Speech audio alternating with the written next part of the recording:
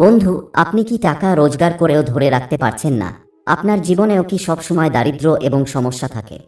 তাহলে এখন আপনার চিন্তা করার দরকার নেই, কারণ আজ আমরা আপনাকে এমন 3টি কাজের কথা বলবো যা ব্যবহার করে আপনি আপনার জীবন থেকে চিরতরে দারিদ্র্য দূর করতে সক্ষম হবেন। এই পৃথিবীতে খুব কমই এমন কোনো মানুষ থাকবে যে দারিদ্র হয়ে থাকতে চায়। যারা দারিদ্র্যকে তাদের জীবন থেকে দূরে রাখতে চায় তারা তাদের বাড়ি এবং পরিবার থেকে দারিদ্র্য দূর করার জন্য অনেক প্রচেষ্টা চালিয়ে যায়, কারণ দারিদ্রতা তার সাথে কেবল দুঃখ এবং অভাব নিয়ে আসে। তাই আমরা সকলেই এই কামনা করি যে আমরা যেন কখনো দারিদ্র্যের মুখোমুখি না হই। এমন অনেক মানুষ আছে যারা ভালো উপার্জন করলেও অর্থের দিক থেকে সর্বদাই দারিদ্র থাকে, যার প্রধান কারণ তাদের বাড়িতে দারিদ্র্য ও অভাব অনটনের উপস্থিতি, যার ফলে তাদের সারা জীবন দারিদ্র্যের মুখোমুখি হতে হয়। যদি আপনার জীবনে দারিদ্র্য এবং দুঃখের ছায়া থাকে এবং অনেক চেষ্টা করেও আপনি তা থেকে মুক্তি পেতে না পারেন, তবে আজকের এই ভিডিওটি শেষ পর্যন্ত দেখুন, কারণ আজ আমরা আপনাকে এমন 3টি কাজ সম্পর্কে বলবো যা প্রতিদিন সকালে ঘুম থেকে উঠে করলে দারিদ্র্য আপনার বাড়ি থেকে অনেক দূরে থাকবে। আপনিও যদি আপনার জীবনে দারিদ্র্যের কারণে কষ্ট পেয়ে থাকেন এবং অনেক চেষ্টা করেও তা থেকে মুক্তি পেতে না পারেন, তাহলে আমরা প্রতিদিন যে পদ্ধতি সম্পর্কে আপনাকে বলতে যাচ্ছি তা অনুসরণ করলে আপনার জীবন থেকে দারিদ্র্য দূর হয়ে যাবে, আপনিও সফল জীবনযাপন করতে পারবেন এবং আপনার বাড়িতেও সুখ ও সমৃদ্ধি থাকবে। 1. সূর্যোদয়ের আগে ঘুম থেকে উঠুন। যে বাড়িতে সূর্যোদয়ের আগে ঝাড়ু দেওয়া হয় সেখানে কখনো সুখ সমৃদ্ধির অভাব হয় না। ঘরের প্রধান দরজা সবসময় সূর্যোদয়ের আগে খুলে দেওয়া উচিত। এর সাথে সাথে জানালাও খুলে দিতে হবে। যদি সূর্যের প্রথম রশ্মি আপনার ঘরে প্রবেশ করে তাহলে আপনার ঘরে সুখ শান্তি আর সমৃদ্ধির অভাব হতে পারে না। বলা হয় জানালা দরজা দিয়ে সূর্যের প্রথম রশ্মি এসে বাড়িতে প্রবেশ করলে বাড়িটিকে সম্পদের ভাণ্ডারে ভরে দেয়। জীবনে শুধু তারাই কষ্ট পায় যাদের বাড়িতে সূর্যের প্রথম রশ্মি প্রবেশ করে না। তাই সকাল সকাল ঘুম থেকে উঠে ঘরের দরজা জানালা খুলে দিন। 2. ঈশ্বরের নাম নিন। সাধারণত মানুষ সকালে ঘুম থেকে ওঠার সাথে সাথে তাদের দৈনন্দিন কাজ শুরু করে, যেখানে তাদের প্রথমে ঈশ্বরের নাম নেওয়া উচিত। রাধে কৃষ্ণ, সীতারাম, শ্রীমান নারায়ণ নারায়ণের মতো শব্দ দিয়ে আপনার দিন শুরু করা উচিত। এছাড়াও জ্যোতিষশাস্ত্র মতে সকালে উঠে নিজের হাতের তালুর দিকে তাকানো অত্যন্ত শুভ একটি অভ্যাস। এই অভ্যাস নিয়মিত করার ফলে ভাগ্যের বদল ঘটবেই। আমাদের হাতেই বসবাস করেন মা লক্ষ্মী, মা সরস্বতী, ভগবান বিষ্ণু ও আমাদের ভাগ্যের অধিকর্তা সকল গ্রহ। তাই সকালে উঠে হাতের তালুর দিকে তাকালে মা লক্ষ্মী, মা সরস্বতী, ভগবান বিষ্ণু ও গ্রহগণ সন্তুষ্ট হন। ফলে আমরা অনেক প্রকার অশুভ শক্তির হাত থেকে মুক্তি পাই। এর জন্য 2 হাত একসঙ্গে পাশাপাশি জুড়ে এই মন্ত্রটি জপ করবেন।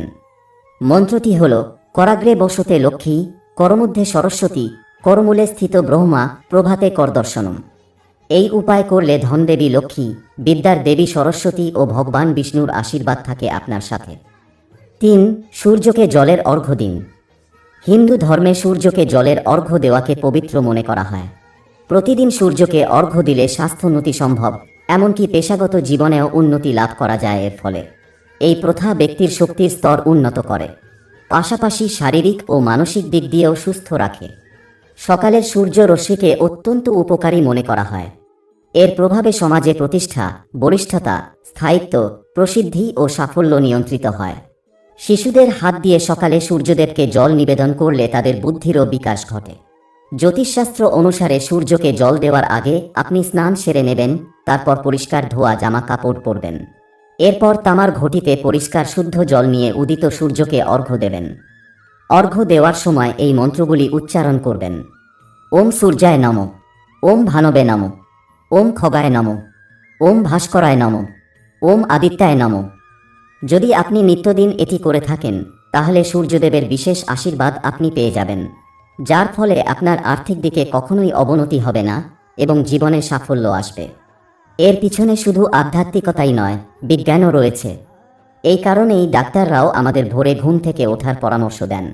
সকালে ঘুম থেকে উঠলে শুধু আমাদের শরীর ফিট থাকে না, স্বাস্থ্যের পাশাপাশি আমাদের চিন্তাভাবনাও ইতিবাচক হয়ে ওঠে, যা আপনার জীবনকে সুখ ও সমৃদ্ধিতে ভরিয়ে দেয়, যার কারণে আপনার জীবনে কখনো দারিদ্র্য আসে না।